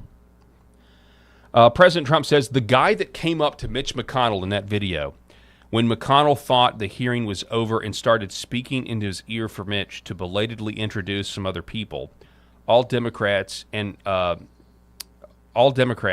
doing so made Mitch look foolish and completely out of it, should be immediately fired. This was a case where Mitch wasn't confused. He just didn't understand why he was being asked to do something when it was too late and people were wrapping up to leave. They wanted to go home. His name is Robert Karam. He is a never-Trumper and was grandstanding, trying to show how important he was. Karam has tremendous Democrat support, far greater than he should have, and is praised relentlessly by Obama's people. He is probably the reason why Mitch McConnell is stupidly opposed to terminating the filibuster and refuses to help with the... I can't read what that says. Thank you. Secretary Hegseth. 97% issue the Save America Act, fire the bum, President Donald J. Trump. Interesting how he's not criticizing an old man who clearly is totally out of it. He's criticizing his handler. Oh, and by the way, in MK Ultra, you always do have a handler somewhere, somebody that can give you. I'm just throwing that out there. I think that is interesting. Man, it's a big deal. You think I'm not too far off. It's really embarrassing. You think that's kind of crazy though, and I'm not saying Mitch McConnell is MK Ultra necessarily, but if you think about just the technology in general, like if it is real and does exist, and so many, we think about it in terms of false flag shooters and that sort of thing. But if the technology really truly existed, why wouldn't you also use it to control heads of state and politicians? I mean, you would be kind of dumb not to. Do you remember the old Disney movie, The Great Mouse Detective? Yeah. That was about creating a robot queen mouse to play the real queen, but she was mechanical. You remember that? I'm still just shook by this. Like, you would think if somebody came up to, Ted Cruz or Holly or, one of these, they'd look and be like, what the heck are you talking about? Sit down and shut up. You mean to the staffer? Yes. Yeah. But I don't know. I don't know that McConnell had the wherewithal, and it just short circuited him. Yeah. I mean, it's like he had like a little stroke moment there where he was just like, An old man. A very, very old man. But we're not too much better off than with John Thune. Here is John Thune saying there's nothing he can do to pass the SAVE Act. On that currently, would you reconsider getting rid of the filibuster to get it across the finish line? We don't have the votes to get rid of the filibuster. We called it up on the floor March, I think, 17th. We were on it for several weeks and had a very spirited debate. In fact, I think with the exception of maybe a couple of Republican senators, made more speeches on the floor in support of the SAVE Act than almost any other senator. And we had some votes on it. And we voted on the narrow issue, which is the most popular one, of voter ID. And we put the Democrats on the record. Every single Democrat voted against it. We added, and one of the other elements, also popular, was whether or not biological boys ought to play in girls' sports. We had that vote, and every Democrat voted against that as well. So we've taken what I think are probably the two issues, in my view, that have the broadest public support and put the Democrats on record, and every single one of them voted against it.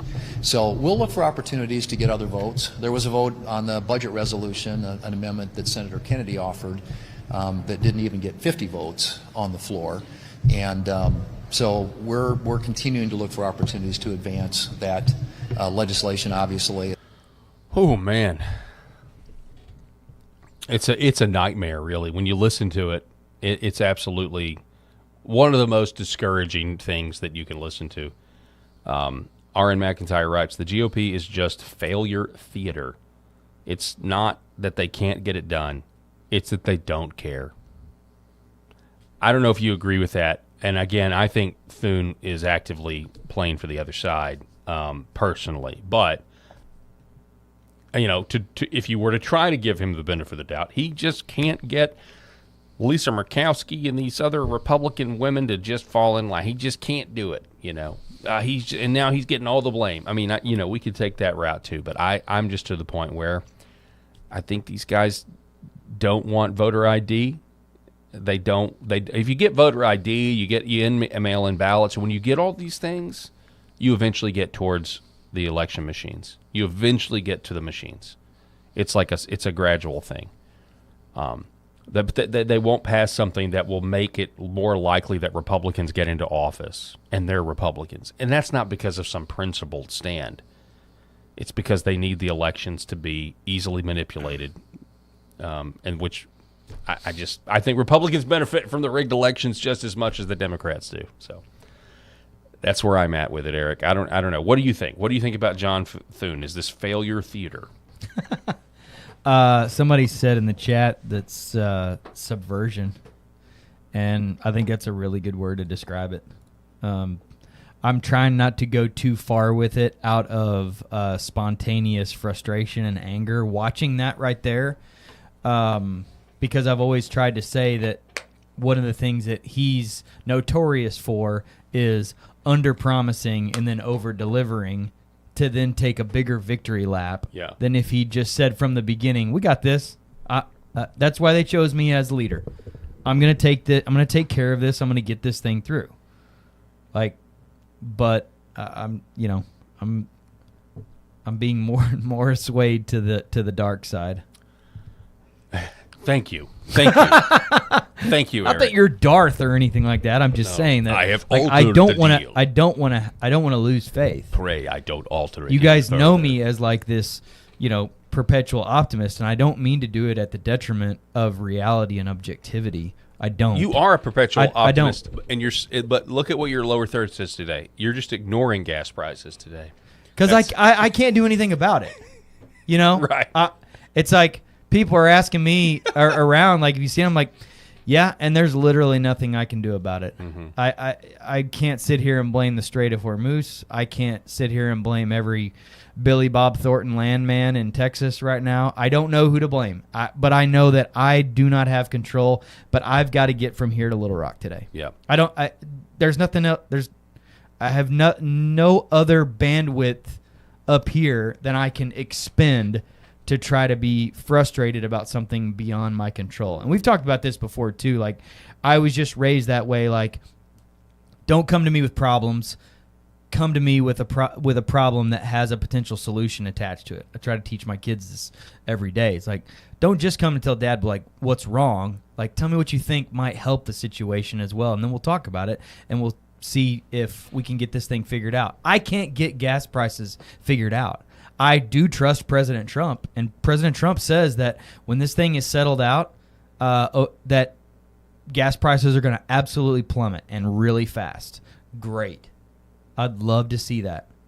But I cannot expend one more ounce of energy being mad about it as I sit there holding that pump, in my gas tank, watching that thing tick, I mean, it is rough. It's rough. I've got trips planned.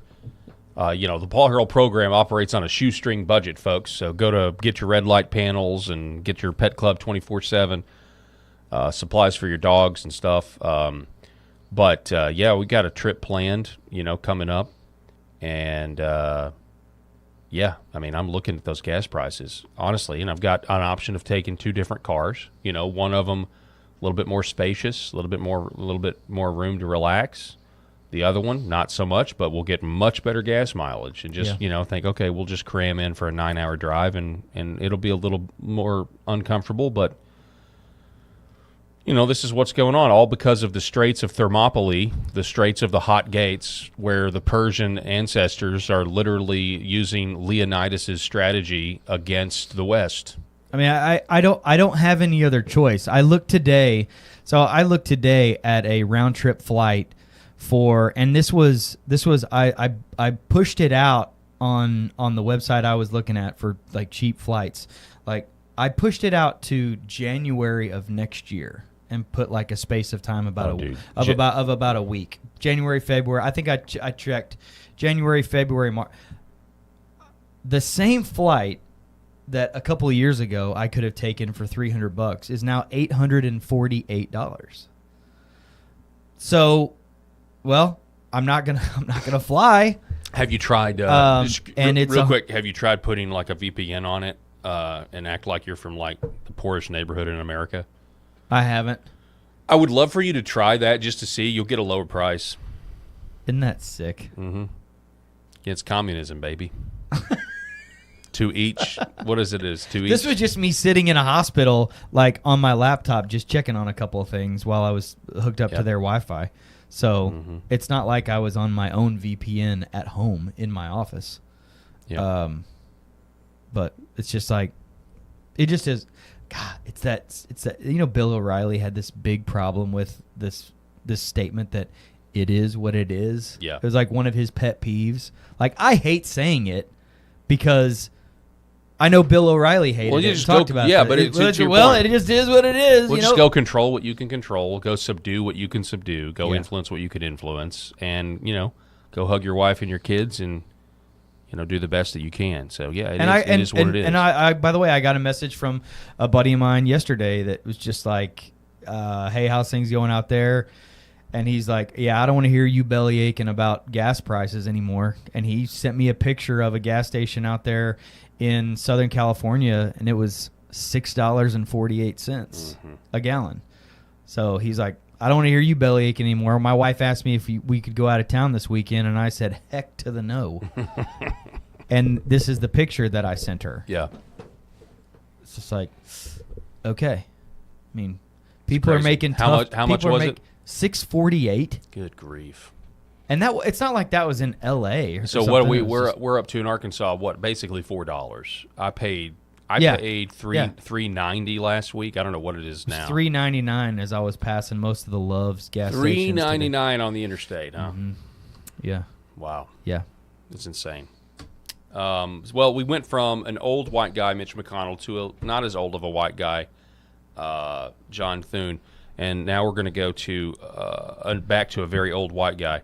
Do you think they'll take out the federal gas tax though to give us relief of about 20 cents a gallon? Yeah. Wouldn't that be about 20 cents a gallon? That's what that would take out. I heard that President Trump floated that idea.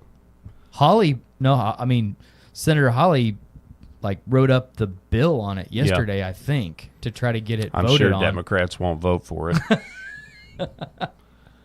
Here's King Charles. Doesn't he look ridiculous?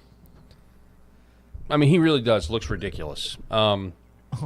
Here's King Charles.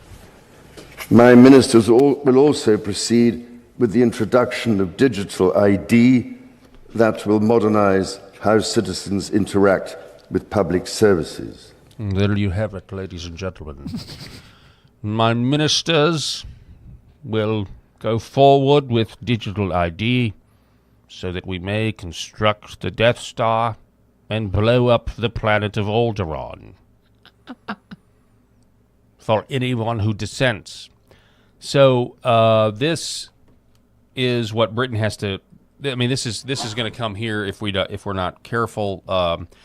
This is my obligatory look for the next AI crisis. Look for a manufactured artificial intelligence crisis where somebody's likeness or voice or something is, and it may be something else. It's probably something else I can't quite imagine, but some sort of AI crisis in America where the solution will be, well, if we had digital IDs, then we wouldn't have had this anonymous person do this, and it'll be something like that where it's AI and it'll end up harming people to where people like you and me will consider, oh wow, maybe a digital ID would be good, so it prevents this thing that was manufactured from happening, and when it was a false flag to begin with. I'm just telling you that's the one way they're going to get a digital ID here in America. Be very concerned with it.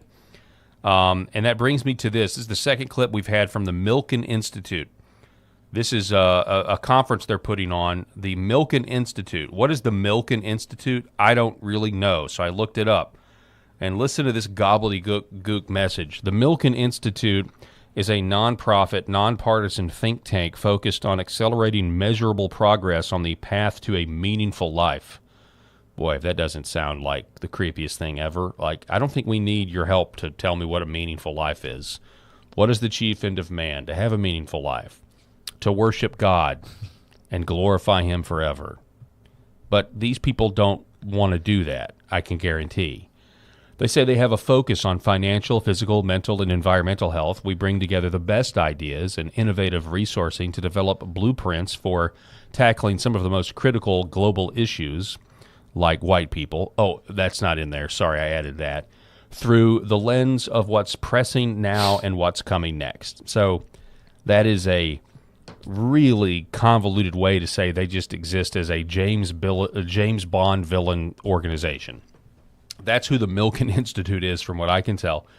Here's a guy by the name of Bruce Flatt, the CEO of the Brookfield Corporation at the Milken Institute conference. By the way, look at that logo. Look at that logo on the screen, Eric. Look at the logo behind him. That's the Milken Institute logo. Now, I'm just throwing this out here, but goodness, I think you could tell where I'm going with this. Oh, I 100% can. Because if you just had just at a glance, if you had a couple of more lines on this weird design that intersected the other lines at a perpendicular angle, you would have a swastika real quick. Really what's happening is that we have been, and we still are, and for the next 10 years we will be, rewiring the global economy to lay the networks that we laid before, which were highways, utilities, railways, and now we're laying cloud, artificial intelligence factories, and data centers. And that's, on the fundamental basis, that's what's happening. So there will be $10 trillion from power, AI, factories, data centers, and fiber build-out laid to basically rewire the world for the new economy that's coming.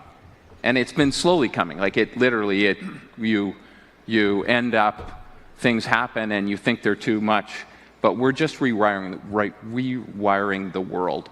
And that's probably the most fundamental thing that's going on in the world. It's going to be the most important thing for the next 2 years. So I think the important thing is, don't think that this is it too much hype? Yes, there's always too much hype in some different thing, but we're just rewiring the world, and there's going to be enormous investment, and it's not 1 year, 2 year, it's 10, and maybe it's 15, and maybe it's 20, but it's an enormous amount of capital going into these things. Well, there you have it, totally rewiring the economy.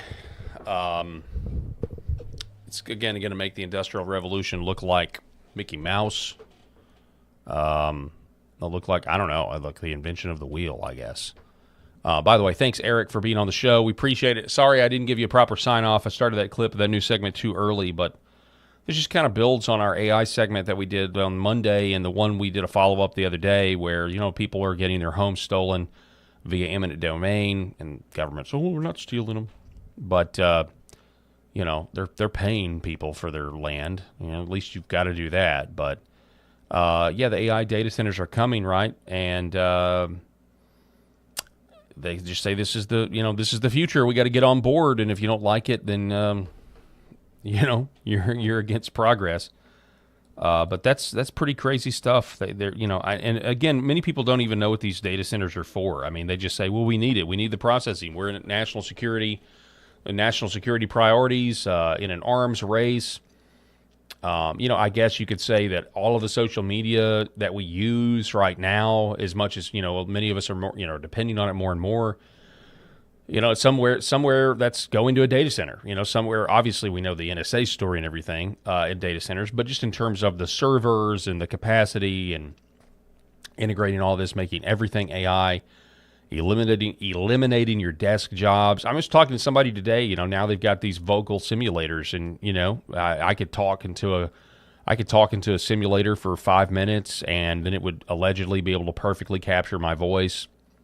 And then I could just use my voice if I wanted to, and I could, make fake videos of myself. And it's weird. And I've got people on TikTok that think this show's not even real. I've had some people say this is an AI show.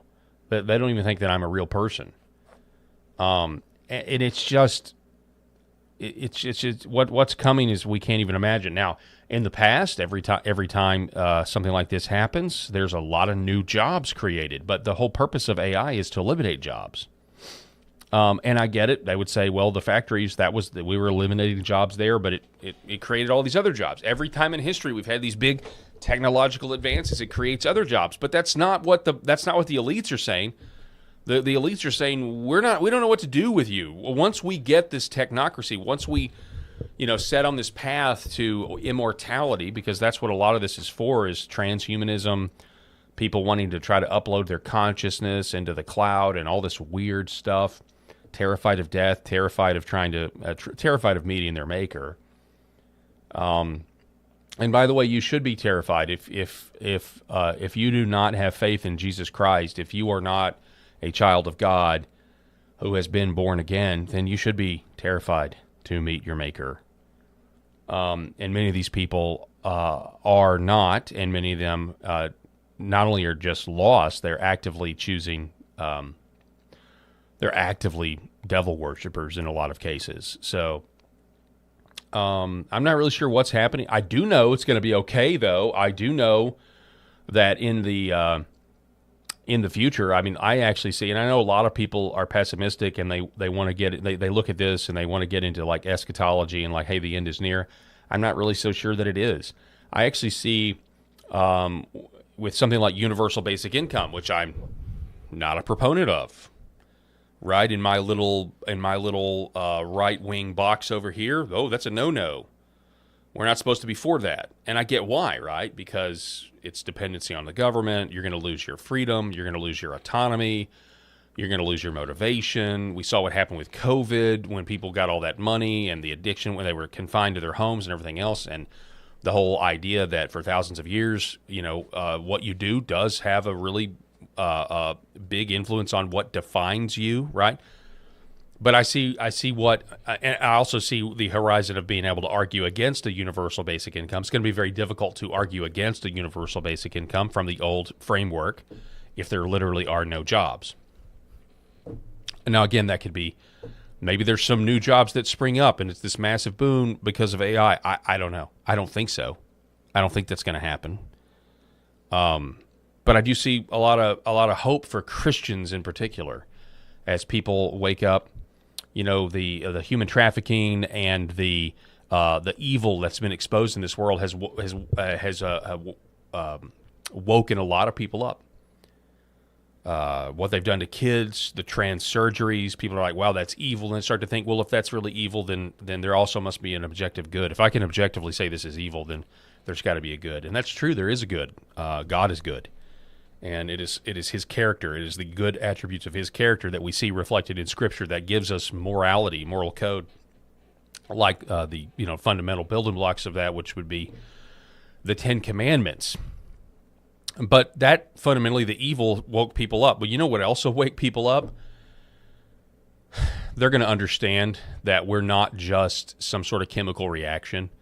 AI and the reliance on AI and the robotics of it all and the soullessness of it is going to wake people up, in my opinion, is going to wake people up to the fact that they are different and they have a soul, and they're going to crave community, to be around other people. And the Christians, the true biblical Christians, will have the answer, because it's the same answer.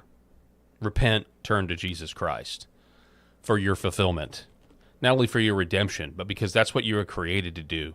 You were created to worship. You're created to worship. We are creatures, and he created us to worship. And if we don't worship the one true God, we will find other things to worship. And as the technology progresses, as it expands, there's going to be people, by the power of the Lord, that are going to realize just how special your life really is, as we see the difference between machine and man. Even in the wake, and as a matter of fact, the people that are going to try to merge machine into man or man into machine, it's going to reveal some. I wouldn't say. I would just say it's gonna reveal a lot of truth, but like eternal truth, which isn't that what all truth is? If it's truly truth, it would be eternal truth. Unchanging, never changing. Well, that sounds like somebody. That sounds like the God of the Bible. So, take heart. Don't be discouraged. It's going to be okay. It really is going to be okay. Real quick, I'm going to take a quick break, reset here, and we're going to go to break and hear from our sponsors one more time. Again, this program operates on a shoestring budget, so I want to encourage you to buy red light panels, not just red light, but it's near infrared light, 2 different wavelengths in the same panel. Go to redvivehealth.org/Paul. Read the research for yourself, and you'll find out why these red light panels are superior to the other ones on the market. Back here in just a moment. For centuries, light has been used to heal.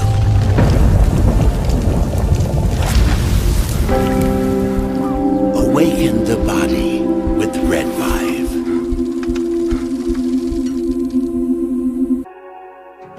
The other things that we're seeing, more and more use for is even vascular issues. So one of the mechanisms that red light, near infrared light, or Red Vive works is stimulation of the mitochondria and stimulation of nitric oxide production. So when nitric oxide is released in cells, it vasodilates cells. It reduces inflammation. It moves blood. It brings blood flow to areas.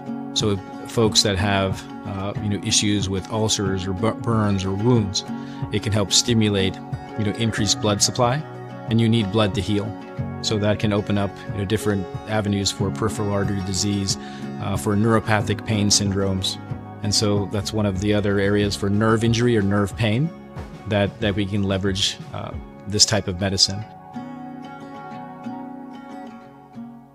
This is our family dog, Bubba. He is a Shorty Jack Russell, and he brings a lot of love and laughter into our home. We just want to thank Pet Club for making healthy food and treats for our animals. Bubba has been on Pet Club food for a little over a year now. He really likes the Sequoia dry food, and then I put a scoop of the Sequoia wet dog food in there with some hot water and stir it up, and he absolutely loves it. And he likes the mush puppies, but his ultimate favorite is the antlers. Those keep him busy for a really long time, and he really likes them. It makes us feel really good that the food and treats that we give him have healthy ingredients in them, because we want him to be around for a really long time. Our previous dog was a lab, and His name was Titus, and we fed him in bulk, and we would just get his food from the big box grocery stores. And unfortunately, that food wasn't very healthy for him, and he ended up getting cancer and passing away. So we didn't want to make that mistake with Bubba. So we were really fortunate to find Pet Club and find some really healthy food for him to eat. So we would just like to thank Pet Club, and we just really appreciate the healthy food that they make so we can keep this guy around as long as we can.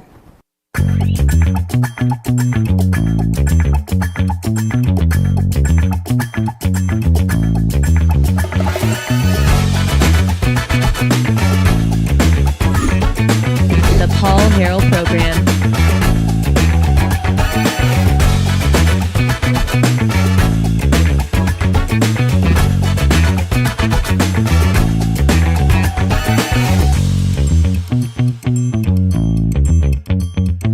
Let's do a little follow-up here on Eric Swalwell. Of course, we know the Democrats got rid of Eric Swalwell because of their jungle primary system. He was taking up too much of the vote, and so they used he refused to get out of the governor's race. And so it was a rare instance where it was just patently obvious and transparent that they were going to open up the long-kept blackmail folder that they had on Eric Swalwell and finally, make an issue of it. His sexual proclivities that this is the way Washington works now. We know Eric Swalwell and others like him feel free to, to operate and pursue their individual lusts, kind of blatantly in the open, because when you do that, you're, the agreement is, well, yeah, I know you've got blackmail on me, but other people or me, I've got blackmail on you. And because power is the ultimate commodity and the currency, we'll both stay in power. And so we can be that way. Well, he went too far, and the decision was made by the Democrats that we're going to take Eric Swalwell out. Well, in a very interesting development, we found out that he was, staying, shacking up with some billionaire. Shacking up might be, that has other implications, but who knows? It is the Democrat Party after all. But he was staying at a billionaire's house in Los Angeles, a guy by the name of Stephen Klubeck. And Klubeck himself used to be a Democrat gubernatorial candidate. Now he claims that he's a libertarian, but unfortunately for him, he was just arrested. Here's the Los Angeles Times with the story. Real estate developer and former gubernatorial candidate Stephen Klubeck, who exited the race in November, was arrested in Los Angeles County on Tuesday. Jail records show Klubeck, 64, was arrested before 11 a.m. and booked at the West Hollywood station on $300,000 bail, according to the Los Angeles Sheriff's Department.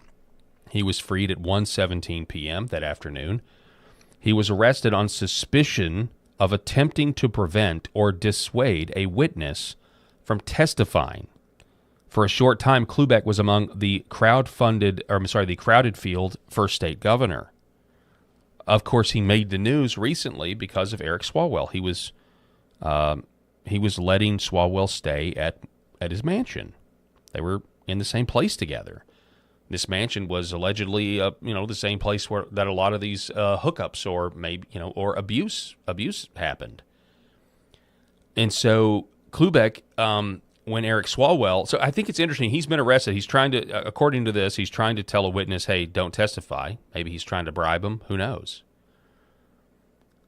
And I just got to say, this is one of those examples of who could have possibly known?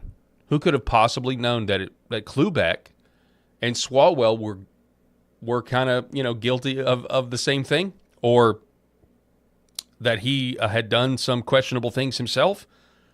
Who could have guessed it? Well, when the news broke that Eric Swalwell was in a lot of trouble, there was this viral moment. I am no longer a Democrat. I'm now a libertarian Republican because that's what a blue dog Democrat used to be. Said, pal, you busted the trust. I'm disappointed and disgusted. Get the out of here. You don't sleep. We're with those you work with. You don't do it. How's your relationship with Eric? Are you guys still friends? Eric who? Is that clear? Don't bust the trust.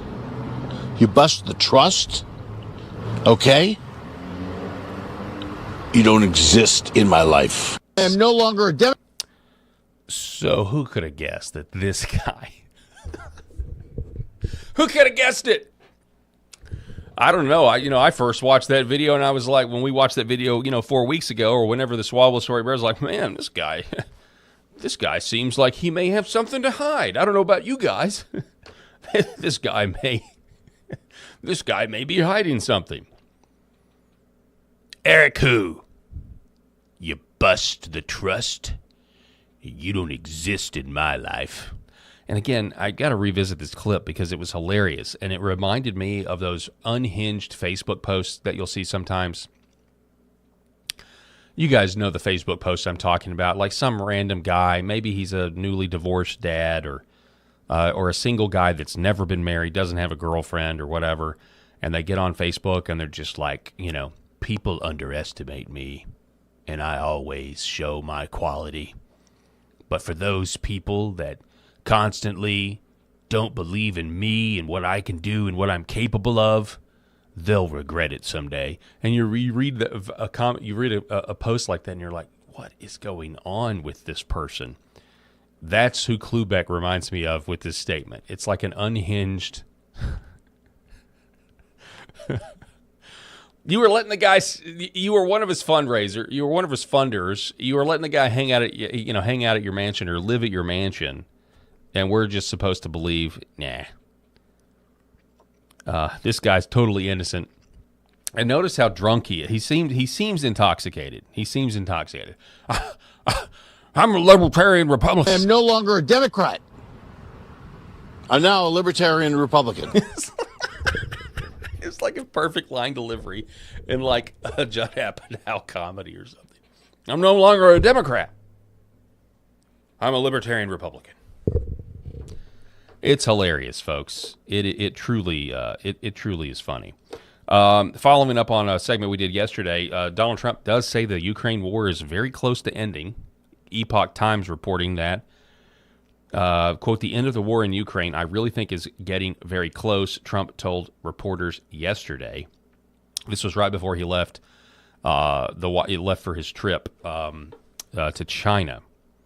The remarks came after Trump said Russia and Ukraine would each release 1,000 prisoners of war and observe a 3-day ceasefire. Talks are continuing on ending this major conflict, the biggest since World War II, and we are getting closer and closer every day, he wrote in a May 8th post. So it'll be interesting to see what happens with that. It'll be interesting to see what happens with the Strait of Hormuz. Because, there's some reports that President Trump is going to somehow leverage China. There's talks that Taiwan may be involved, that China puts pressure on Iran, and in exchange, maybe China finally gets Taiwan, or, at some point in the near future. I don't know. I'm just saying there's reporting out there that's suggesting that. So we're going to be back here tomorrow. I'm told Rob Spencer is scheduled to be here. I'm not sure about Eric's schedule, but we're going to have a great show tomorrow. Make sure to like, share, and subscribe this video if you're watching on the Paul Harrell Program YouTube account. If you're watching on LFA TV, we would love for you to do that as well. And we will see you guys tomorrow. God bless everybody out there watching the show.